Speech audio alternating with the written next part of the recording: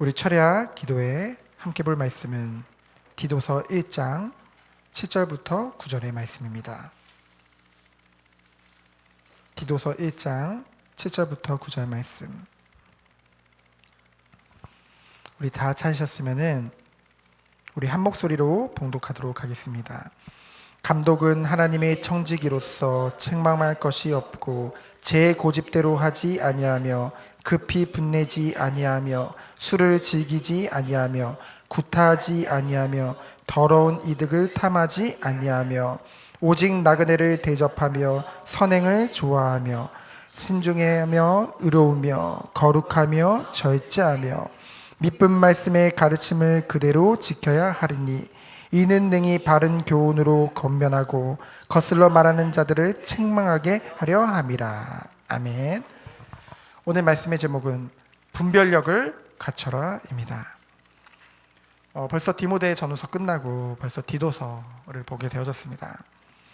이 목회 서신 중에 하나인 디도서는 바울이 로마 감옥에서 잠시 석방됐을 때 그레데 섬에서 목회하고 있는 젊은 목회자 디도에게 보낸 편지죠. 역시 이 그레데 교회에도 많은 거짓 교사들이 들어와 있었습니다. 특별히 그 모세의 율법을 다 지켜야만 구원을 받는다는 그러한 유대주의 사상에 입각한 이단들이 판을 치고 있었죠. 그래서 바울은 이 바른 교훈과 먼저 목회자의 자질에 대해서 그것을 갖출 것을 말하고 있죠. 우리가 평신도인데 왜 목회 서신을 봐야 될까요? 목회자들만 보면 좋겠는데 왜 우리가 봐야 될까요? 그 이유는 하나님께서 성도들로 하여금 바른 교회가 어떤 교회고 바른 목회자가 어떤 목회자인지를 분별할 수 있는 그 눈을 열기 위해서 갖추게 하기 위해서 하나님이 이 말씀을 주신 줄 믿습니다. 많은 한국 교회 성도들이 목회자 때문에 시험 들고 목회자 때문에 상처받고 물론 1차적으로 목회자의 책임이 맞습니다. 왜요? 성경대로 가르치지 않았기 때문에. 왜? 성경에 다 나와 있는데. 근데 한편으로는 성도님들 또한 하나님이 이 성경 말씀을 주셨는데 이 성경 말씀을 가까이 하지 못함으로 그쵸? 잘 몰라서 그렇게 된 줄 믿습니다. 그래서 우리가 정말 이 목회 서신을 통해서 바른 목회자와 그리고 바른 교회가 어떤 모습인지 우리가 그런 분별력을 갖추는 그런 시간이 되어지기를 예수 그리스도로 축원드립니다. 그래서 첫 번째로 목회자의 소명과 사명이죠. 하나님의 종이요 예수 그리스도의 사도인 바울이 고백을 합니다. 이 목회자는 어떤 소명을 가지고 어떤 사명을 하느냐, 바로 2절에 보니까 영생의 소망을 위함이라 라고 했죠. 그러면서 뭐라고 했느냐, 이 하나님의 이 말씀 그리고 하나님의 택하신 자들의 믿음에 대해서 말을 했는데요. 여러분, 하나님이 영세전부터 택한 자들이 누굽니까? 바로 주의 이 자녀들, 성도들을 말하고 있죠. 이 성도들은 영생부터 하나님이 구원 주시기로 작정하셨고 하나님의 은혜 안에서 구원해 주신 거거든요. 그런데요, 무엇을 말합니까? 오늘 말씀해 보니까 이제 하나님이 택하신 자들의 믿음을 성장시키는 것이 그 목회자가 할 일이라고 얘기했죠. 그러면서 말을 합니다. 무엇을 말하느냐? 여기 보시면 1절에 보면은 하나님이 택하신 자들의 믿음과 경건함에 속한 진리의 지식과 영생의 소망을 위함이라고 했죠. 하나님이 택하신 자들의 믿음을 성장시키는 것. 무엇으로요? 진리의 지식이라는 것은 무엇을 말합니까? 진리는 당연히 예수 그리스도의 복음을 말하죠. 근데 여기서 말하는 지식은 우리가 머리로 아는 것을 말하는 것이 아닙니다.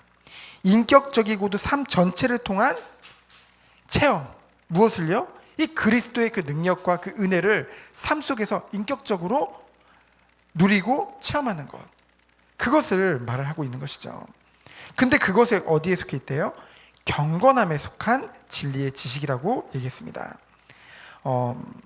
이 경건함이라는 것은 무엇입니까?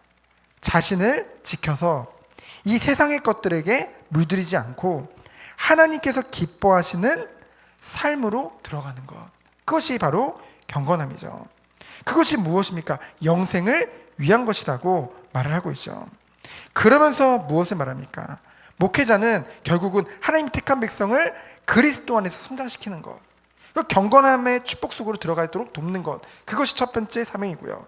두 번째 사명은 바로 3절에 보니까 자기 때에 자기의 말씀을 전도로 나타내셨으니 이 전도는 우리 구주 하나님이 명하신 대로 내게 맡기신 것이라고 고백을 했죠. 그래서 목회자가 두 번째로 할 일 사명은 무엇입니까? 바로 전도의 축복입니다. 전도하는 거예요. 그러면서 세 번째는 무엇입니까? 4절에 보니까 같은 믿음을 따라 나의 참 아들 된 디도에게 편지하노니라고 얘기했죠. 다음 세대를 키우는 것. 그 바울에게는 디모데, 디도가 그 차세대의 목회자였잖아요. 그럼 우리들은 또 누구를 키우는 것입니까? 바로 후대들을 키우는 것이죠.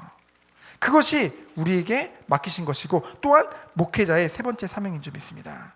그러면서 마지막으로 무엇입니까? 이단으로부터 성도들을 보호하는 것.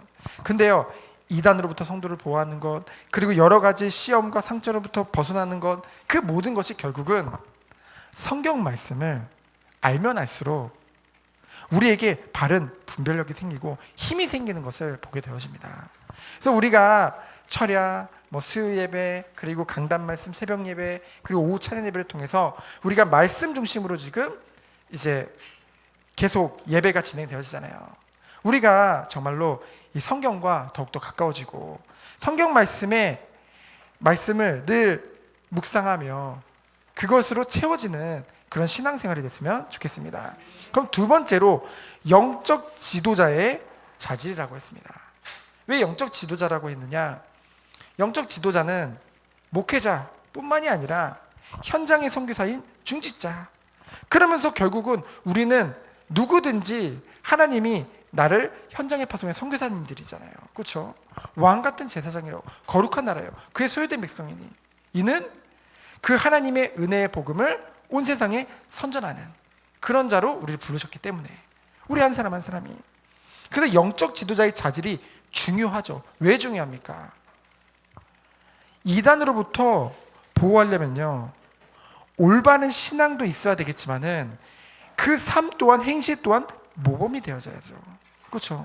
아무리 복음을 가졌다고 하더라도 삶이 무너진다고 한다면은, 제가 그런 말을 했거든요. 어떤 목회자에게 목회자는 성도들이 바라는 목회자상이 있다. 그것뿐만이 아니라 세상에서 원하는 목회자상도 있다. 그 말은 뭐냐면은 기대치가 있다는 거죠.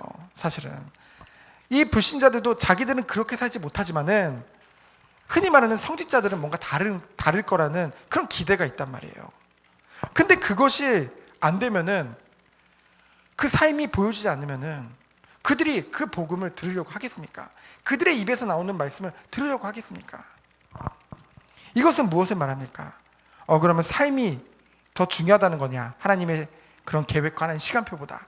하나님이 계획과 시간표가 있으면은 그 사람이 구원받는 거지, 그 사람의 삶이 중요하다는 거냐?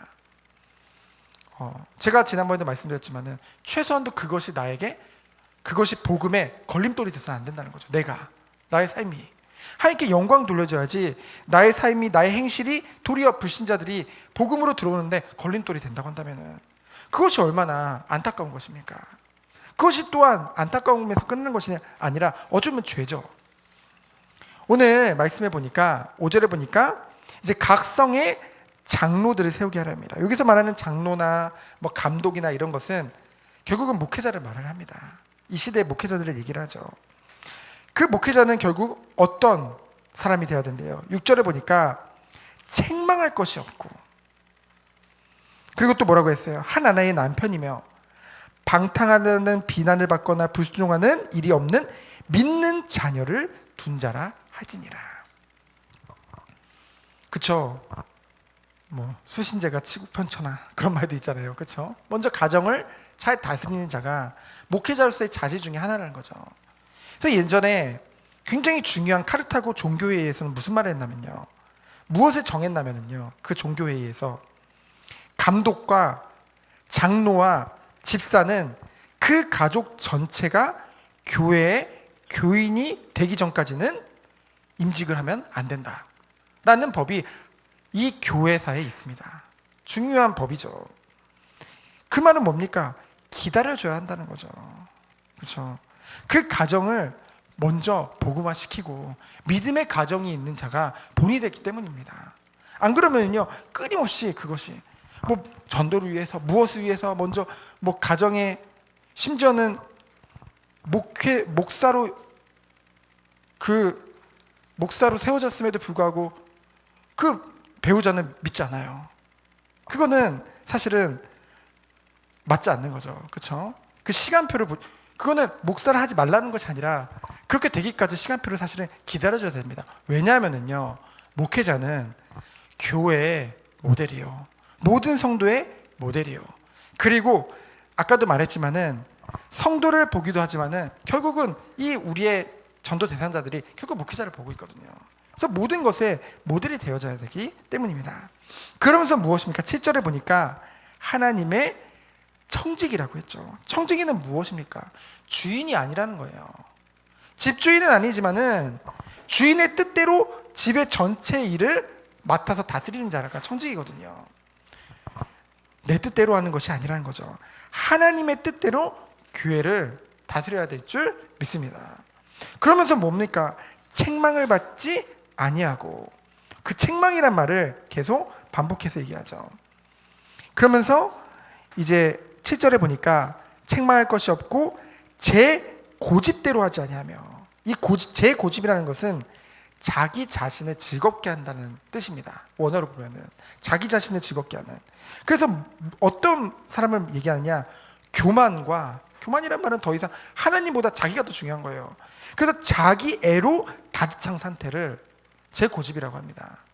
목회자가 그러면 안 되죠. 그러면서 뭡니까? 급히 분내지 아니하며. 이 급히 분낸다는 것은 성질이 급하고 참지 못하고 격한 것을 말합니다. 모든 성도님들도 마찬가지지만은 남을 지도하는 위치에 있는 영적 지도자들은 자신의 감정을 조절할 수 있어 모든 사람에게 온유함과 관대함의 모델이 되어줘야 된다는 거죠. 그렇죠? 그래서 잠언 16장 32절에 보면은 노하기를 더디하는 자는 용사보다 낫고 자기의 마음을 다스리는 자는 성을 빼앗는 자보다 나으니라. 그렇죠? 그만큼 자신의 감정을 절제할 수 있는 거, 그것도 영적인 힘입니다.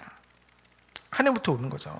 그러면서 술을 즐기지 아니하고 구타하지 아니하고, 이건 어찌 보면 당연한 거죠. 기본이죠.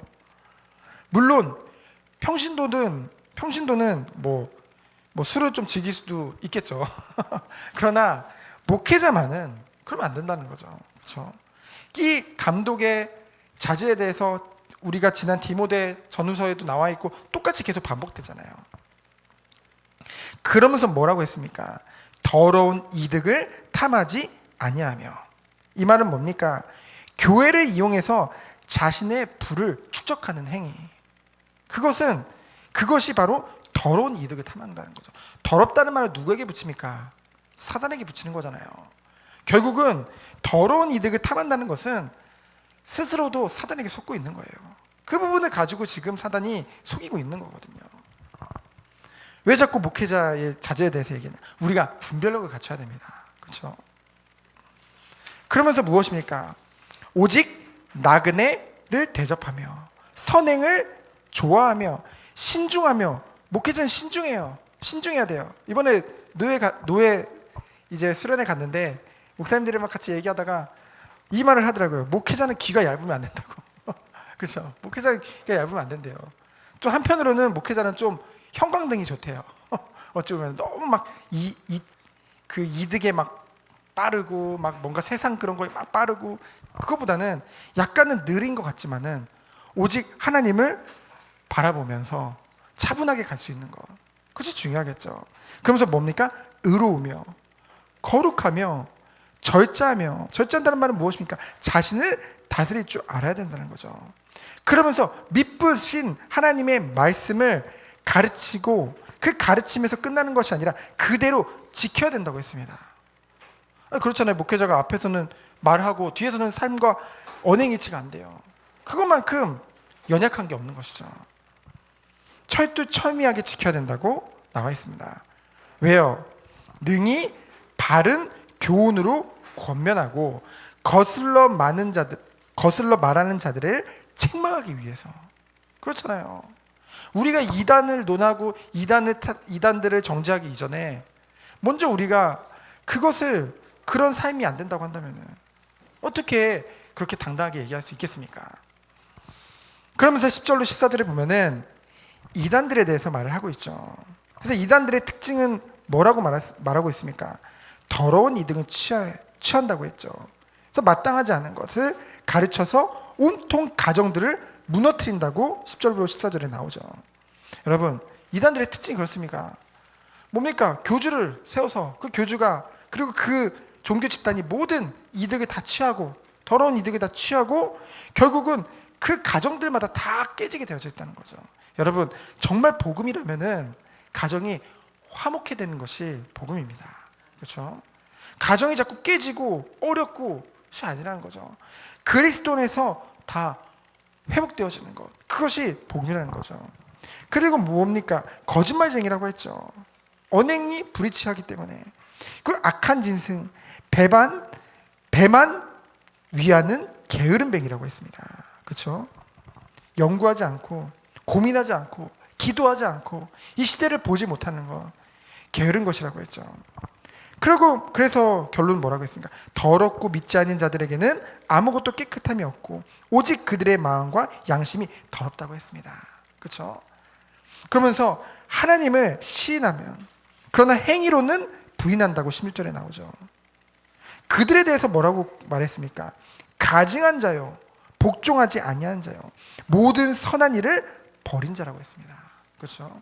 그러한 거짓 선지자들에게, 거짓 교사들에게 속으면 안 되겠죠. 그렇죠? 속이는 것도 문제지만 속는 것도 문제거든요. 그렇죠? 하나님이 이 성경 말씀을 주셨는데 여기에 모든 분별력을 갖출 수 있는 능력을 다 주셨는데, 그렇죠? 그래서 결론은 무엇입니까? 먼저 우리들이 목회자들을 놓고 기도해야겠죠. 그리고 모든 믿는 성도들을 위해서 기도해야 될 것입니다. 왜요? 그 모든 믿는 성도들을 다 그 현장에 하나님이 그리스도의 증인으로 이 빛을 선전할 자로 세우셨기 때문입니다. 그렇기 때문에 이 축복 속에 들어가야 돼요. 그래서 우리들은 정말 기도해야 됩니다. 이 교회가 정말로 이 세상으로부터 미움을 당하고 욕을 먹는 것은요, 그러니까 미움을 당할 수는 있어요. 그 영적인 세계이기 때문에. 근데 조롱을 당한다. 그리고 교회답지 못한 모습으로 인하여서 불신자들로부터 그런 조롱을 당하는 것은 어찌 보면은 교회 책임이죠. 그래서 교회는요, 정말로 성경에서 말하는 그 원래의 교회로 회복돼야 될 줄 믿습니다. 그리고 우리 성도들 또한 이 하나님이 원하는, 하나님이 말씀하신, 하나님 축복하신 그 참된 그 성전이요, 그 교회의 성도요, 그 축복을 회복해야겠죠. 전도와 선교는 하나님이 반드시 이루어질 사명입니다. 언약입니다. 전도와 선교는 될 수밖에 없어요. 세계복음화는 될 수밖에 없습니다. 언제요? 우리가 바른 교회의 모습과 그 성경에서 말하는 그 성도의 모습을 우리가 갖출 때, 이것은 행위를 말하는 것이 아닙니다. 복음이 정말 우리에게 있다고 한다면은, 정말 우리에게 말씀이 있다고 한다면은 하나님이 원하시는 참된 그 모습이 회복될 수밖에 없다는 거죠. 삶에서 그 그리스도의 향기가 날 수밖에 없는 것이죠. 더러운 것이 자꾸만 나오는 것이 복음이 아니라는 것입니다. 그래서 우리가 이 사실을 알고 하나님이 원하시는 분별력을 갖추는 우리 모든 성도 그리고 우리 정원교회 되어지기를 예수 그리스도의 이름으로 축원드립니다. 시간 기도합니다. 하나님 감사합니다. 정말 복음이라고 한다면은 복음적인 삶 또한 우리에게 누려질 수 있도록 먼저 우리가 날마다 말씀을 통해 성경을 통해 더욱더 하나님 앞에 경건해지는 거룩해지는 우리 모든 성도님들 우리 교회 될 수 있도록 주께서 축복하여 주옵소서. 살아계신 예수 그리스도 이름으로 기도합니다. 아멘.